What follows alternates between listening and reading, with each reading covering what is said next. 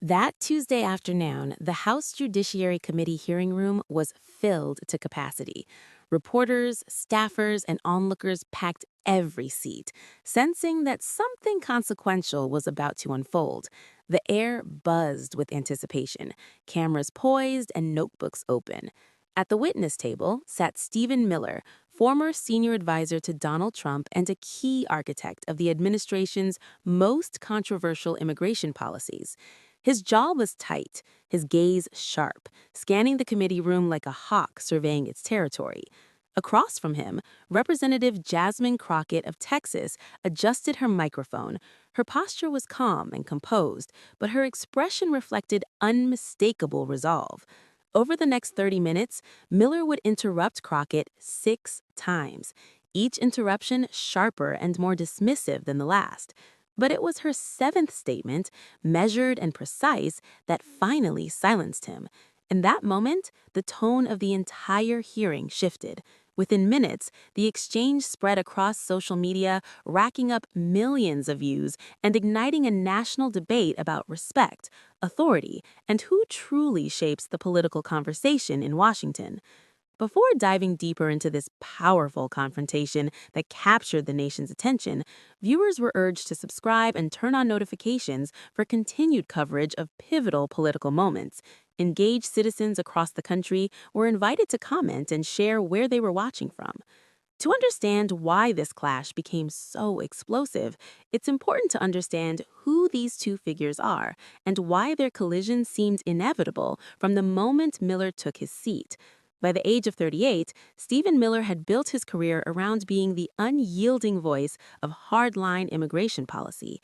As a senior advisor and chief speechwriter in the Trump administration, he helped design some of its most controversial measures, including the family separation policy at the southern border and the travel ban targeting Muslim-majority nations.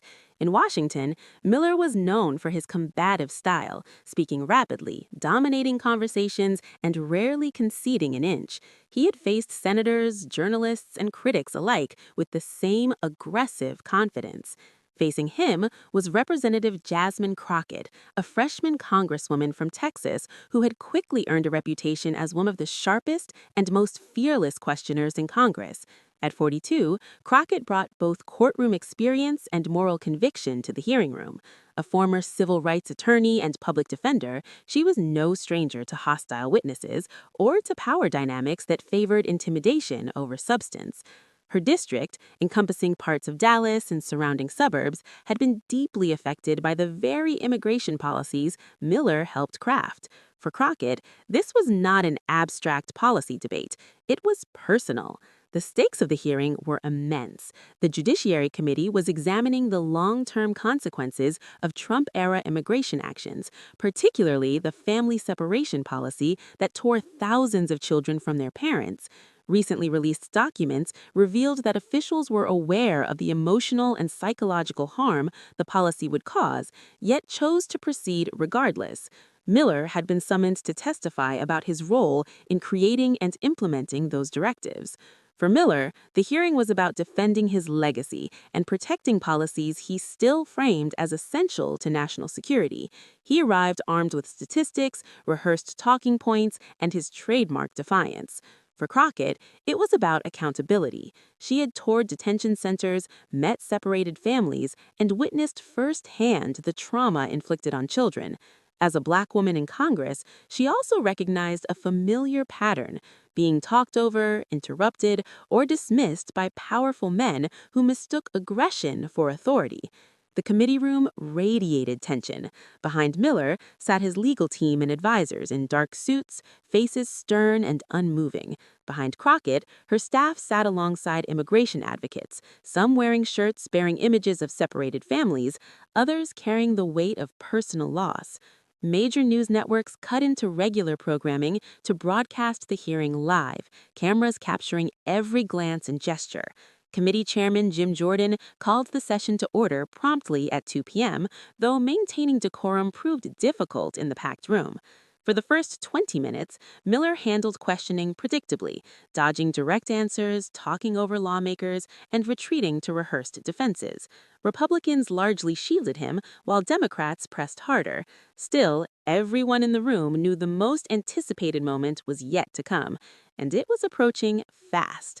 Republican members opened their questioning with friendly prompts, giving Miller ample room to reinforce his self-portrait as a misunderstood patriot. He answered comfortably, confidently. None of the exchanges managed to pierce his defenses. Then, Chairman Jim Jordan looked down the dais and announced, "The chair now recognizes the gentlewoman from Texas, Miss Crockett, for 5 minutes." The room went still. Cameras zoomed in. Conversations hushed. Crockett leaned slightly toward her microphone, her posture relaxed, her voice steady. "Mr. Miller," she began, "thank you for being here today. I'd like to start with a straightforward question.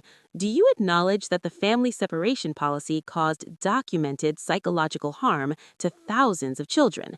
Miller responded instantly, his words sharp and rapid. "Congresswoman, what I acknowledge is that the policy was about border security." "Mr. Miller," Crockett tried to interject. He talked over her without slowing. "The real trauma comes from human traffickers exploiting these children and from prior administration's policies that encouraged illegal crossings." Crockett raised her voice slightly, still composed. "Mr. Miller, I'm asking about the specific, documented trauma." Miller leaned closer to his microphone, interrupting again, his tone rising. "The documentation you're referencing comes from biased sources that ignore the broader context." "This is my time," Crockett said firmly, "and I would appreciate—" He cut her off once more. "The border crisis was created by years of failed policies that President Trump and I were trying to fix. People like you—" A ripple of murmurs moved through the gallery. Chairman Jordan tapped his gavel, almost perfunctorily. "The witness will allow the member to ask her questions." Miller leaned back slightly, jaw tight, eyes locked on Crockett. She didn't react. Instead, she calmly flipped through her papers as though his interruptions were nothing more than background noise. "Mr. Miller," she resumed, "I understand you have talking points. I'm referring to documents from your administration." He nearly shouted his reply. "My administration? My administration saved lives. We stopped child trafficking that you seem determined to ignore." Crockett turned slightly toward the chairman. "Mr. Chairman, I'd ask that the witness be reminded to allow me to use my time." Jordan tapped the gavel again, weakly. "Mr. Miller, please let the Congresswoman ask her questions." Miller leaned back, face flushed, gripping the edge of the table. The tension in the room thickened. Cameras clicked nonstop. Journalists typed furiously, sending updates into the digital bloodstream of the nation. Crockett met Miller's gaze, her voice steady as steel. "Mr. Miller, I've been a civil rights attorney, I've been a public defender, I've stood in courtrooms across this country, and I have never—" Miller interrupted again, leaning forward with a smirk. "Your courtroom experience doesn't qualify you to speak on national security or border enforcement, Congresswoman. The reality is—" This time, Crockett didn't interrupt. She didn't appeal to the chairman. She leaned back, crossed her arms, and waited. Miller continued for nearly 30 seconds, his voice echoing as he ranted about border policy, trafficking, and what he called democratic failures. When he finally stopped, perhaps expecting another confrontation, Crockett remained silent. 1 beat, 2 beats. The silence became heavy, almost physical. Every person in the room leaned forward. Even the hum of the air conditioning seemed loud. Then, Crockett leaned in, hands folded neatly on her desk, her eyes fixed on Miller with a calm intensity that made several people in the gallery hold their breath. "Mr. Miller," she began, her voice quiet, deliberate, and unmistakably firm. "You've interrupted me now 6 times," Crockett said evenly. "6 times you've shown this committee, the American people watching, and everyone here exactly who you are." Miller opened his mouth to respond. Crockett raised a single finger. Something in her expression stopped him cold.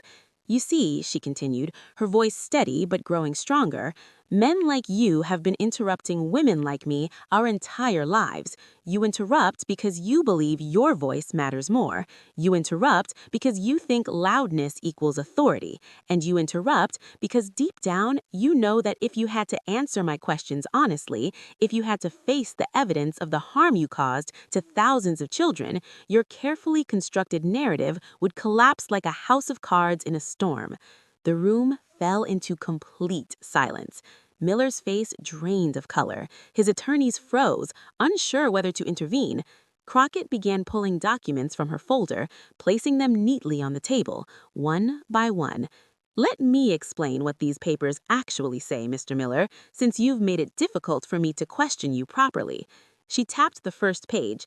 This memo from your deputy at the Department of Health and Human Services confirms that children as young as 8 months old were separated from their mothers. 8 months old. She placed down another document. This report from your own Customs and Border Patrol shows there was no system in place to reunite families. None. Then a third. And this email chain, one that includes your name, shows you dismissing psychological concerns because, and I quote, the deterrent effect outweighs other considerations. She paused.